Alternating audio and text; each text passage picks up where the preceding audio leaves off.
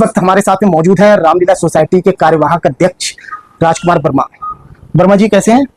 बहुत बढ़िया है। आपके चैनल को धन्यवाद देते हैं। ठीक ठाक है। हाँ, बहुत बढ़िया। 7 साल से रामलीला सोसाइटी का चुनाव नहीं हुआ है। चर्चा ये है कि चुनाव होने वाला है, तो कुछ जानकारी दें।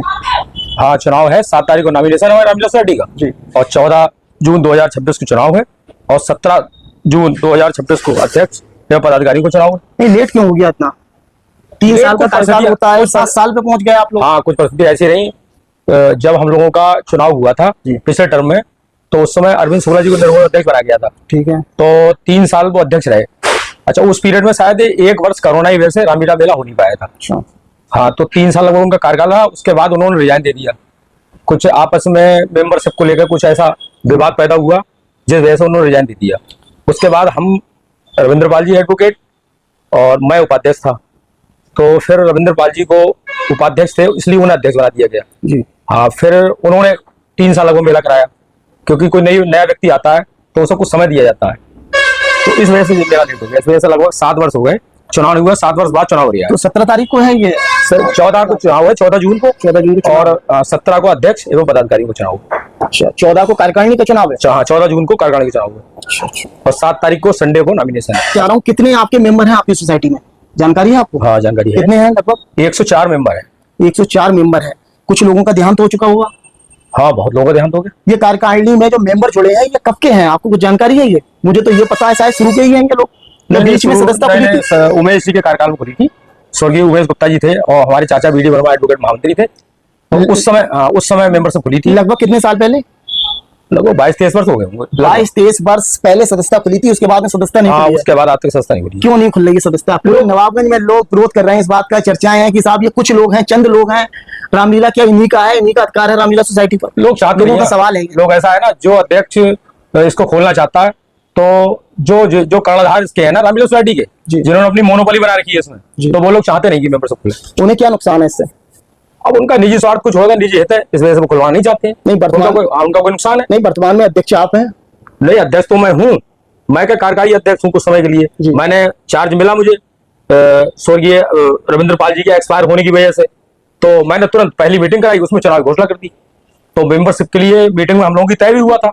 नहीं, हर बार में ये आता है ना कि चुनाव हो जाए, चुनाव के बाद में सदस्यता खोलेंगे, लेकिन जब चुनाव हो जाता है उसके बाद में सदस्यता वाली बातें वो भूल जाते हैं सोसाइटी के लोग। नहीं सर, और लोगों को एक तरीका से गुमराह हो जाते हैं। लोग इंतजार करते हैं कि साहब अध्यक्ष पद का चुनाव हो चुका है, सोसाइटी की जो कार्यकारिणी है उसका चुनाव हो चुका है, अब सदस्यता खुलेगी। हाँ, तो लेकिन सदस्यता नहीं खुलती है बाद में। ऐसा था, इस बार जो मीटिंग हमने करी थी उसमें सदस्यता के लिए प्रस्ताव भी पास हुआ था। प्रस्ताव नहीं, आपस में वार्ता हुई थी। समझे?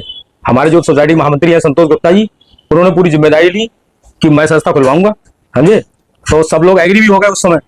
और हाँ, कुछ लोग नहीं बता रहा हूँ मैं आपको, सब लोग उस समय एग्री हो गए। बाद में जब सदस्यता खोलने का नंबर आया 2-3 दिन बाद, हम लोगों ने प्लान बनाया, प्रक्रिया पूरी शुरू करी। तो उसमें से कुछ लोग विरोध में उठे जाए, मेंबरशिप मत खोलो। कुछ और लोग ऐसे थे विरोध करने लगे, फिर हमने मना कर दिया। कौन है आखिर विरोध वाले लोग? अरे वो लोग नहीं चाहते सोसाइटी का और विस्तार। अरे किसी का नाम मैं क्या लूं, आप भी नहीं। लोग, आपको क्या लग रहा है, ऐसे लोग क्या रामलीला सोसाइटी के हित में बात करते हैं? हाँ, ऐसा है। वो लोग नहीं चाहते जिनकी सोसाइटी में मोनोपोली है, उनकी मोनोपोली खत्म हो जाएगी। अगर मेंबरशिप खुल जाए तो वही लोग बनेंगे, उन लोगों से उनका संपर्क है, उन्हें वही लोग कार्यकारिणी में लाने हैं, उन्हीं में से वो अध्यक्ष बनाएंगे। फिर उनका रामलीला मेले पे भी होल्ड रहता है, सब जगह उनका होल्ड रहता है। अगर मेंबरशिप खुल जाएगी तो उनका होल्ड खत्म हो जाएगा, नए मेंबर बनेंगे।